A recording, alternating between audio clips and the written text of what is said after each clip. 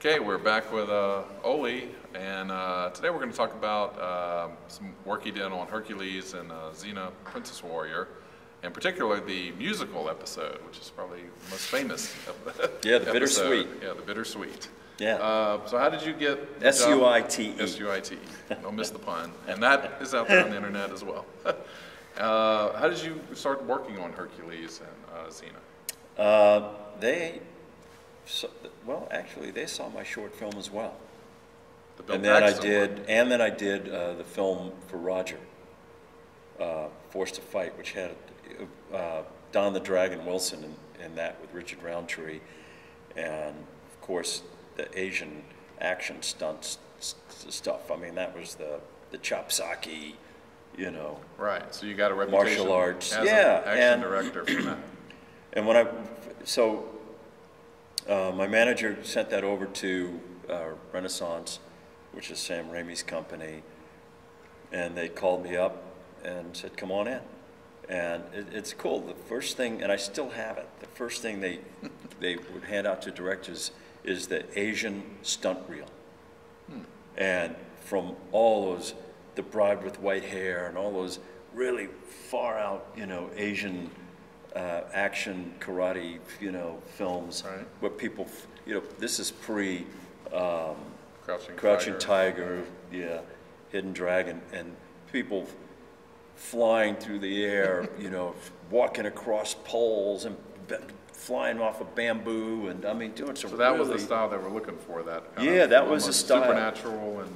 Yeah, because we did, you know, in that show. So they saw my work. I got hired to go over to New Zealand, and it was one of the best experiences of my life.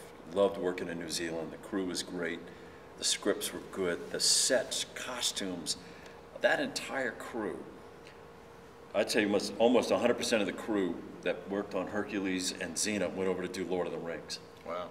And one of the guys that I was working with, we were doing Hercules, I had to have a dragon built. And, you know, obviously it's like a dragon. Right. And so the parts that we had to shoot with the actors had to be to scale. And he built, you know, dragon heads that with teeth and eyes would move and smoke come out of his nose. He had built the claws that we needed in a scene where it comes in off camera and grabs it in an actor. The feet where it almost stomps Aeolus into the ground. All this was to scale. Wow. And the guy that was doing this was Richard Taylor. And this guy was a trip, man. He came in, his hair's all over the place. He's got glue and, you know, big thick glasses, you know, torn T-shirt, the whole 9 yards. The guy was a trip. And he comes in and we start talking about how to say, "Oley, I want to do this thing with the dragon's head, and I'm going to put him like that and do this with the teeth and the eyeballs." And I say, "Hey, Richard, look, man, it all looks great. Go for it, brother." Good. Jump ahead a few years later, watching the Academy Awards for Lord of the Rings. Richard Taylor won 2 Academy Awards. Wow. Guy was brilliant, absolutely brilliant. So it was great to be able to work with that level of talent in New Zealand. And I was there on and off for almost 4 years. And you directed 5 Xena episodes and... Yeah, 3 Hercules. I don't Hercules. remember. You have to go look at IMDb. Right. I don't remember. So let's talk about, let's go specifically to the Bittersweet, since it's such a unique episode. This is... Shirt. Sorry. I wore this crappy shirt. All right. Just discussing the Bittersweet, which is a musical. This was done, you know, years before Buffy and the other. I guess it's somewhat common now for. Oh these yeah, series they were the musical, first ones really. What had happened is Lucy Lawless was on a talk show. I think it was with Rosie O'Donnell. Right. And they were talking about stuff that they like and all and so on and so forth. And Lucy started singing on the show, and then started talking about, "Yeah, boy, I'd love to be in a Broadway show. It was like always my big dream." Right. And Rosie said, "Oh, I can make that happen."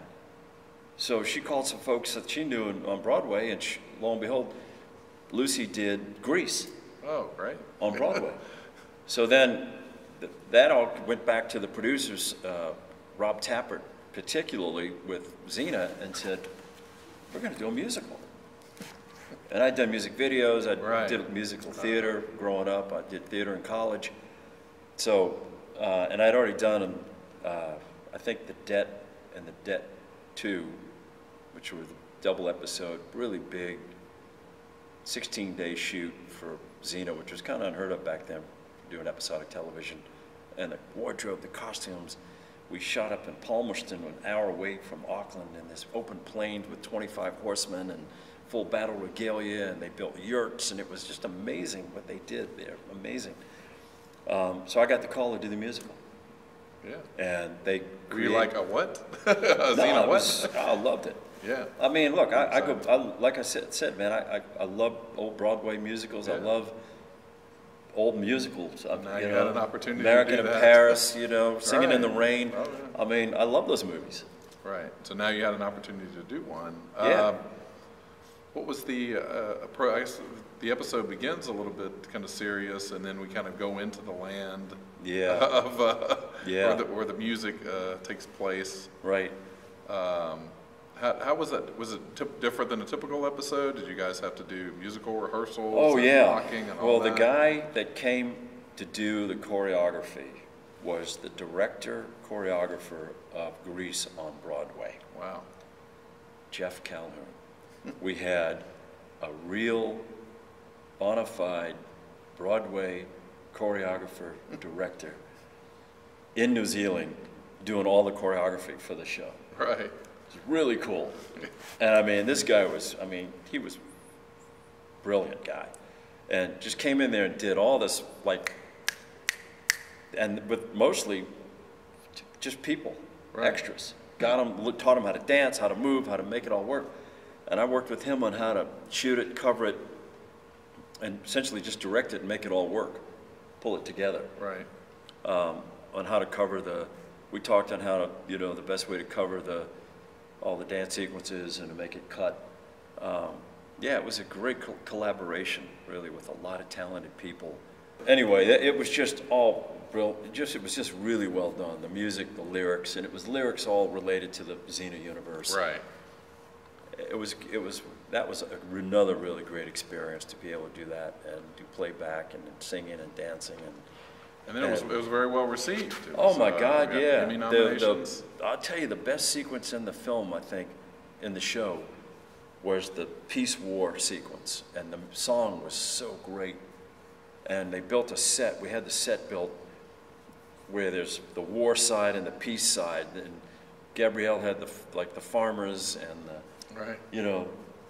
sort of like probably what they would call the socialist on this Right. side, and then the warmongers on this side. And the two sets were so, diverse in the way they were done. So perfect opposite, the peaceful people against the war people. And Xena was representing the war, and Gabrielle was representing peace. And they come, and it's this march towards the center, the Right. doors that open, that cross into the two worlds. Right. And of course, Gabrielle, she's got a rake, and Xena's got a sword, so who do you Right. think wins the battle?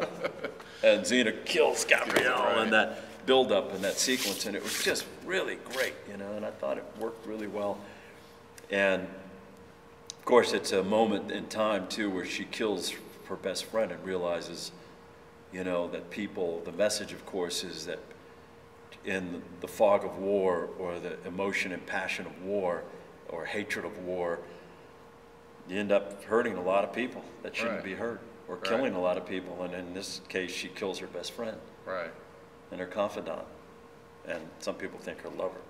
But it was great. It was really well thought out. Right. Rob Tappert and those guys were pretty brilliant people. I just loved working with them. And Xena's another one that has really had a fan base, a dedicated fan base, and conventions. And, Oh yeah, it was great. Yeah. You got to be a part of all that, and Yeah, I'd go to participate? comic book conventions, and look, I had a couple people that recognized the direction of the show, or the directors, Right. I should say, because there was a lot of us. But it was really about her, Right. and well, it should be. It was Yeah. about Lucy and Kevin Sorbo, and because those are the Right. stars, Exactly. Those are the people that the fans want to meet. Right. But I loved going because it was just great to see all the fans that would dress up like Lucy, or Yeah. And the shows did very, very well for Universal. At the end of the day, they were, when I was working on the shows, they were #1 and #2 syndicated shows, respectively, in the world. Right. And at the end of the 6-year run, Universal made $1 billion. Wow, that's from incredible. those 2 shows. Yeah. Oh, yeah. That's a nice success. Yeah. Hope you're getting some DGA checks.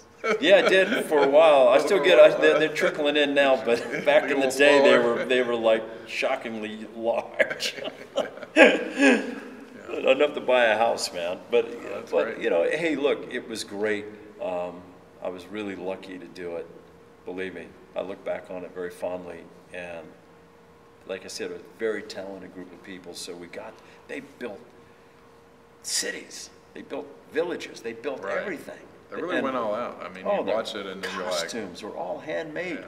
I went to the area where they make costumes, and there's like 25 or 30 seamstresses sitting there at machines making all of that, all the costumes. Right. And Nyla Dixon, the designer from those 2 shows, went on to become a very big costume designer in some very big movies. She did The Last Samurai. I think it was her first movie she did outside of that world. And then she did, of course, she and Richard Taylor, they all did all the Lord of the Rings stuff. I mean, oh my God, but really just talented people. So the music for Bittersweet was just really well done. How Yeah. did that come about? I mean, it was really done in the vein and structure of a real Broadway musical / Hollywood musical. Right. And Joe DeLuca, who was the composer for the shows anyway, for both shows, he did all the music. That must have been fun for him to get an opportunity to do this. He got into it, man. They brought in a couple lyricists, I think, and what better person? He knew the universe. Right. And so, because the songs are all related to the whole Xena universe and what happened in the sort of the arc of the story of Xena, and just really well done, really well done. And thank you for coming out here today, chatting with us. Let's go grab some New Orleans food. Yeah, you're right. My treat.